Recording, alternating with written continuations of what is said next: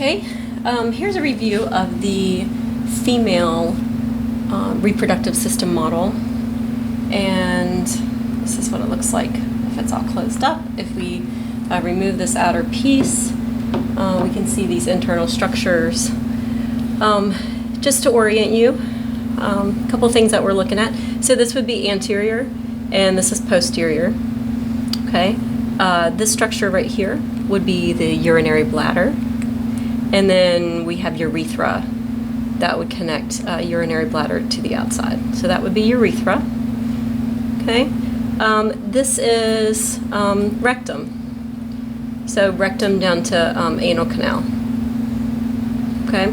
And so this structure in here would be, this is the uterus that we're looking at in cross section. So this would be sagittal plane view. And if you remember, with the uterus, we had 3 different layers. So the most external layer, which would be kind of this white layer around the rim, would be the perimetrium. We have this muscular layer that would be in the middle, and that's myometrium. And then the internal layer of the uterus is endometrium. Okay. So leading into the uterus, what we can see from this view here is this would be the ovary. Okay, and if we look at it in this view, we can see ovary here too.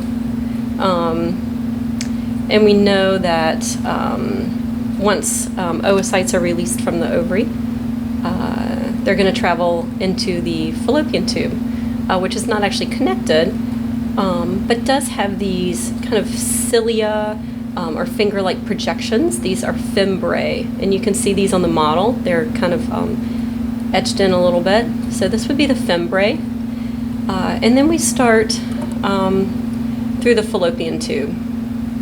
Okay, and we talked about different regions of the fallopian tube. The very first part of the fallopian tube would be the infundibulum.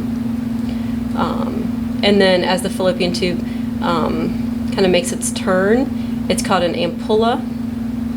And then as it gets narrow, where it's going to make its connection to the uterus, it's called the isthmus of the fallopian tube, or uterine tube.